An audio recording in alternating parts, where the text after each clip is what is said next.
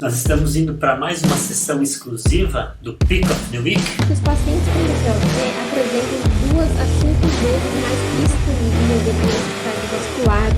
Essa sessão exclusiva do canal de atualização de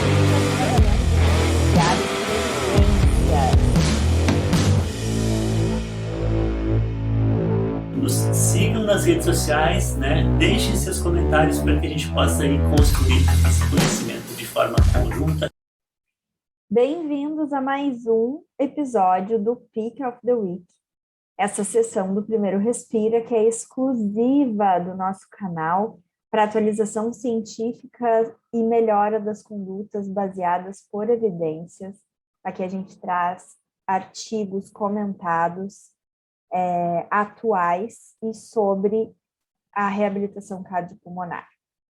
Antes da gente seguir em frente, não se esqueça de se inscrever no nosso canal, curtir os nossos vídeos para que mais pessoas tenham acesso e compartilhar essa ideia do Primeiro Respira. E o nosso objetivo realmente é trazer conteúdos de qualidade baseado em ciência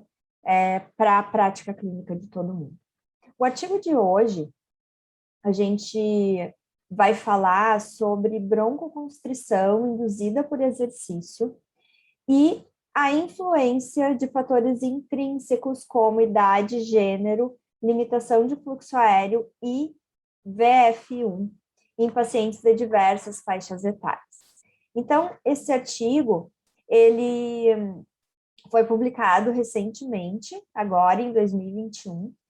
e ele foi realizado por um centro médico, né, e uma universidade do Canadá, em Hamilton, no Canadá. E para mais informações sobre o artigo, sobre os dados metodológicos, vocês podem acessar no nosso canal do Telegram,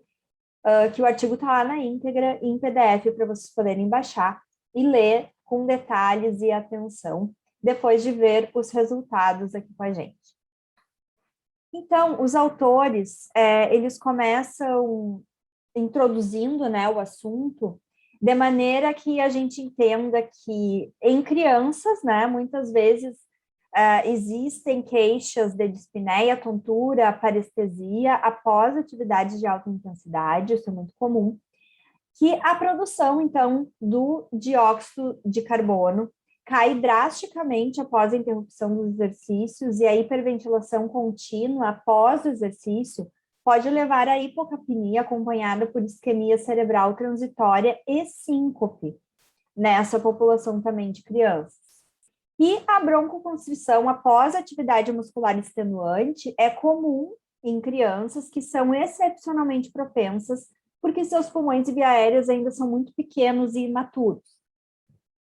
E com recuo elástico reduzido, mesmo em pequeno grau de contração, mesmo um pequeno grau de contração no músculo liso das vias aéreas, reduz o fluxo de ar muito mais do que em adultos. E isso explica porque os estudos de campo em crianças pequenas constituem a maior parte da experiência relatada em asma induzida por exercício ou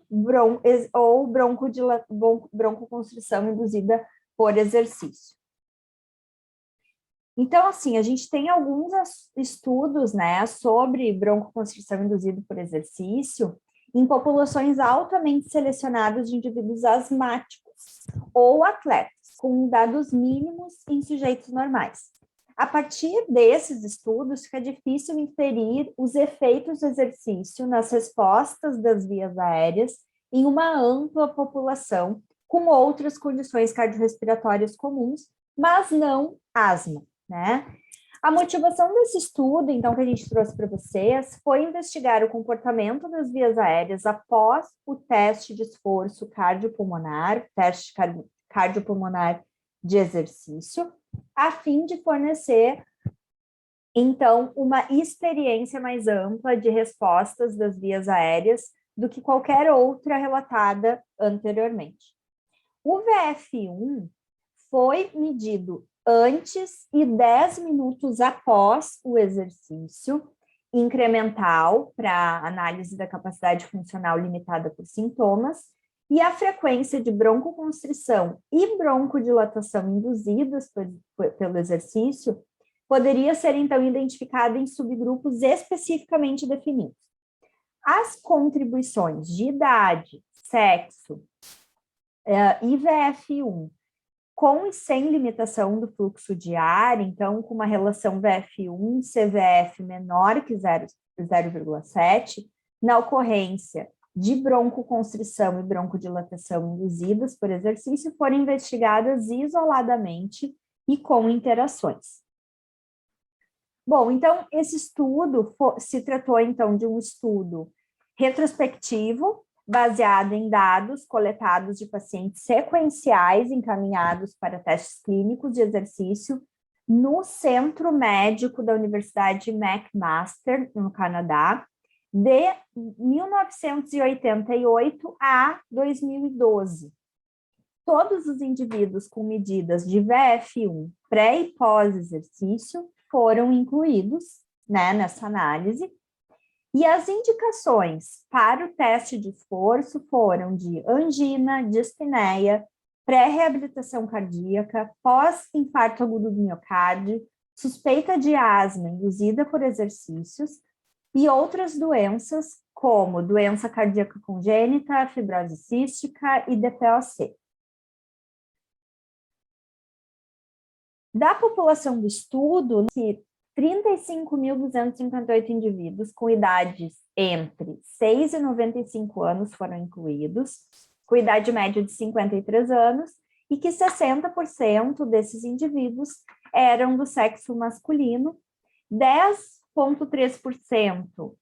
tinham limitações do fluxo de ar. No total, então, foram 1.771 indivíduos classificados como com probabilidade de broncoconstrição induzida pelo exercício, e 1.861 foram classificados como probabilidade de broncodilatação induzida pelo exercício. Indivíduos com broncoconstrição e broncodilatação induzidas pelo exercício tiveram menor VF1 e maior proporção com limitação do fluxo aéreo basal, com 34% considerados normais em ambos os grupos, sem história de infarto agudo do miocárdio, DPOC ou asma, espirometria normal e capacidade normal de exercício. Bom, analisando esse gráfico, né, essa figura aqui, coloca aqui a relação da probabilidade de broncodilatação, de broncoconstrição, desculpa, aqui na figura A, e broncodilatação na figura B, nós temos o impacto da idade e do sexo, e a gente pode observar que em ambas as situações,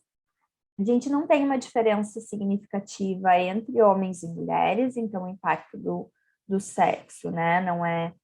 o efeito não é grande diante dessa probabilidade. Em relação à broncoconstrição, a gente observa que a partir da faixa etária de 40 a 50 anos, ocorre um aumento da probabilidade de broncoconstrição relacionada com a idade. Isso é maior em mulheres, porém, não é uma diferença significativa. Em relação à probabilidade de broncodilatação induzida pelo exercício, a gente pode observar que em ambos os sexos existe uma queda importante ali da faixa etária de 10 anos, né, ou menores de 10 anos, e a faixa etária de 10 a 20 anos, e que também a partir dos 40, 50 anos, existe um aumento dessa probabilidade, que também não é diferente entre homens e mulheres, da ocorrência de broncodilatação induzida pelo exercício. Quando a gente analisa essas variáveis, né, de gênero, em relação à potência máxima de exercício, a gente também vê que, a partir da redução da porcentagem do predito da potência máxima, aumenta a probabilidade de broncoconstrição, e isso também acontece com a probabilidade de broncodilatação, que também aumenta à medida que a porcentagem da potência máxima, né, predita é atingida. A diferença grande aqui é que na probabilidade de broncoconstrição, a gente vai ter uma diferença entre homens e mulheres mais pronunciada do que na broncodilatação, quando analisada em relação à potência máxima de exercício. Quando a gente analisa as duas populações, né, de pessoas sem limitação do fluxo aéreo, que seria a linha em verde, e com limitação do fluxo aéreo, né, em relação ao VF1 predito, a porcentagem, a gente observa que, à medida que reduz a porcentagem do predito do VF1, ocorre um aumento da probabilidade de broncoconstrição, isso tanto em pessoas com limitação do fluxo aéreo ou sem limitação. E quando a gente tem essa comparação, né, em relação à broncodilatação, a gente pode observar que em pessoas com limitação do fluxo aéreo, à medida que reduz a porcentagem do predito do VF1, ocorre um aumento da probabilidade de broncodilatação induzida pelo exercício. Esse gráfico aqui representa tanto a probabilidade de broncoconstrição, observadas na figura A e B, e de broncodilatação, observadas na figura C e D. A figura da esquerda mostra a probabilidade de broncoconstrição e broncodilatação em pessoas sem limitação do fluxo aéreo, e a figura B e D com limitação do fluxo aéreo. Então, a gente pode observar que em relação à porcentagem do predito do VF1, quando a gente tem também diferença entre homens e mulheres, homens no azul, mulheres no rosa. A probabilidade de ocorrência de broncoconstrição induzida pelo exercício em pessoas sem limitação do fluxo aéreo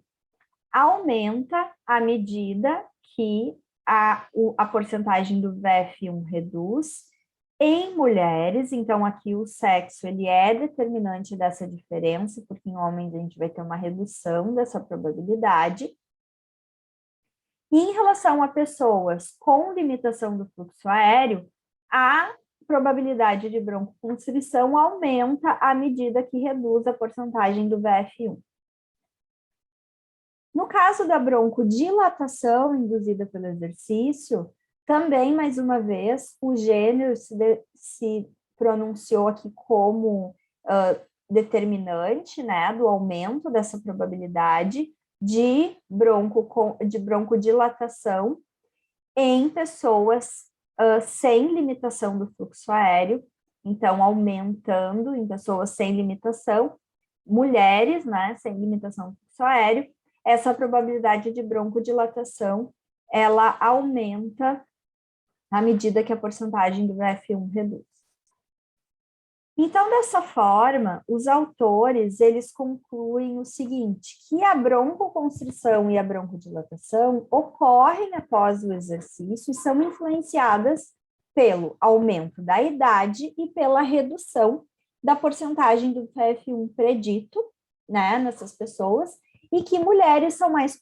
propensas à broncoconstrição, enquanto a limitação do fluxo aéreo influencia a ocorrência de broncodilatação e não de broncoconstrição. Então, é isso. Muito obrigada pela participação de vocês, por estarem aqui vendo esse vídeo até o final do nosso Pick of the Week, nosso episódio 22. Não esqueçam de nos seguir nas nossas redes sociais, entrem em contato, sugiram assuntos e temas para os próximos Pick of the Week ou para as nossas lives, que vocês serão muito bem-vindos, e participem no nosso canal do Telegram para acessar todos os artigos na íntegra com os dados que a gente traz aqui nessa sessão do Primeiro Respiro.